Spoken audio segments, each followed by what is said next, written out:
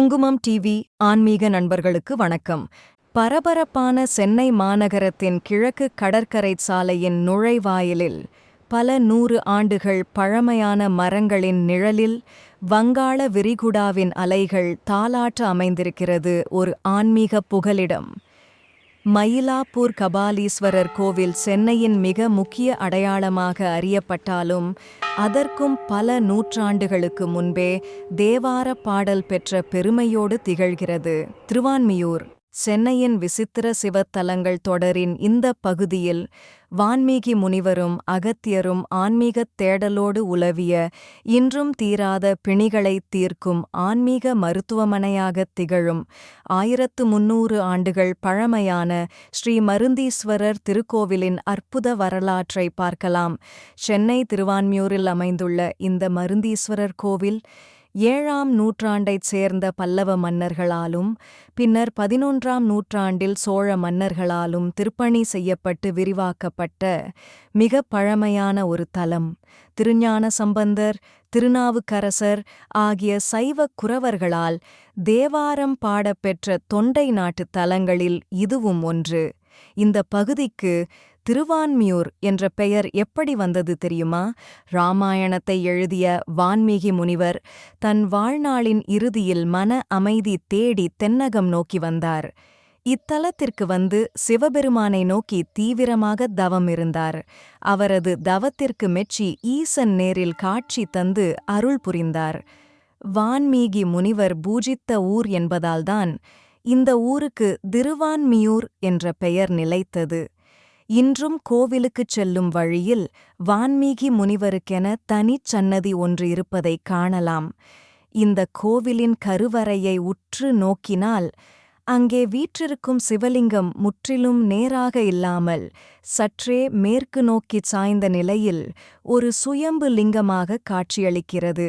இதற்கு பின்னால் ஒரு அழகான புராணக் கதை உண்டு. ஒருமுறை வசிஷ்ட முனிவரின் சாபத்தால் தேவலோக பசுவான காமதேனு பூமிக்கு வந்து சாப விமோசனம் பெற இத்தலத்து இறைவனை வழிபட்டு வந்தது. தினமும் தன் மடியிலிருந்து பாலைச் சொரிந்து சுயம்பு லிங்கத்திற்கு அபிஷேகம் செய்தது. அப்படி ஒரு நாள் காமதேனு அவசரமாக வந்தபோது அதன் கால் குழம்பு எதிர்பாராமல் சிவலிங்கத்தின் மீது பட்டுவிட்டது. தன் பக்தையான பசுவின் காலடி பட்டுவிடக் கூடாது என்பதற்காக ஈசனே சற்றே சாய்ந்து கொடுத்தார் என்று ஆன்மீக பெரியோர்கள் கூறுகிறார்கள். பசு மிதித்த அந்த வடு இன்றும் மூலவரின் திருமுடியில் தழும்பாக காணப்படுகிறது. இந்த மூலவருக்கு மருந்தீஸ்வரர் என்ற பெயர் வர காரணம் என்ன தெரியுமா? அதுதான் இங்கு ஒளிந்திருக்கும் மிகப்பெரிய மருத்துவ ரகசியம். சித்த மருத்துவத்தின் தந்தையான அகத்திய முனிவருக்கு ஒருமுறை கடுமையான வயிற்று வலியும் உடல் உபாதைகளும் ஏற்பட்டதாக கூறப்படுகிறது. பல தலங்களுக்குச் சென்று சிவனை வழிபட்ட அவர் இறுதியாக இந்த தலத்திற்கு வந்தபோது சிவபெருமான் நேரில் காட்சி தந்தார். பூமியில் உள்ள அரிய மூலிகைகள் எவை? அவற்றின் மருத்துவ குணங்கள் என்ன?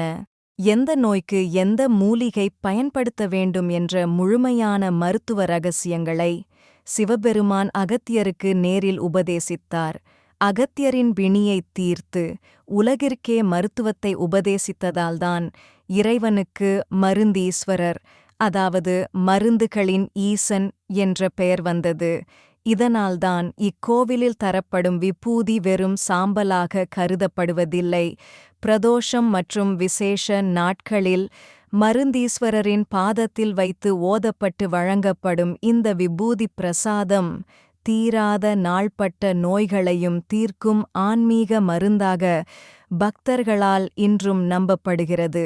சென்னையின் தென் பகுதியில் கிழக்கு கடற்கரை சாலையின் ஆரம்பத்திலேயே அமைந்திருப்பதால் இக்கோவிலுக்கு பயணிப்பது மிக எளிதானது. திருவான்மியூர் பேருந்து நிலையத்திற்கு மிக அருகில் இக்கோவில் அமைந்துள்ளது. சென்னை மத்திய ரயில் நிலையம், எழும்பூர் அல்லது கோயம்பேட்டிலிருந்து திருவான்மியூர் செல்லும் ஏராளமான எம்டிசி பேருந்துகள் உள்ளன. மேலும் எம்ஆர்டிஎஸ் ரயில் மூலமாகவும் திருவான்மியூர் நிலையத்தை அடைந்து எளிதாக கோவிலுக்கு வரலாம்.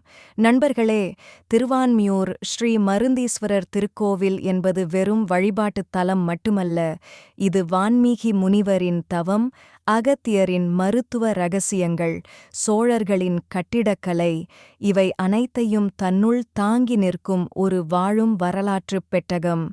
மனதிற்கு அமைதியும் உடலுக்கு ஆரோக்கியமும் தேடி அலைபவர்கள் தங்கள் வாழ்நாளில் ஒருமுறையாவது கண்டிப்பாக தரிசிக்க வேண்டிய சென்னையின் ஆகச் சிறந்த ஆன்மீக அதிசயம் இது. இந்த வீடியோ பிடித்திருந்தால் லைக் செய்யவும். இது போன்ற சென்னையின் மறைந்த ஆன்மீக அதிசயங்களை அறிய குங்குமம் டிவி சேனலுக்கு சப்ஸ்கிரைப் செய்யவும். மேலும் உங்கள் நண்பர்கள் மற்றும் உறவினர்களுக்கு ஷேர் செய்து உங்கள் அன்பான ஆதரவை எங்களுக்கு தரும்படி கேட்டுக்கொள்கிறோம். உடனடி அப்டேட்களுக்கு பெல் ஐகானை கிளிக் செய்யவும். எங்களுக்கு தொடர்ந்து ஆதரவளித்து வரும் குங்குமம் டிவி ஆன்மீக அன்பர்களுக்கு எங்கள் நன்றியும் வணக்கமும்.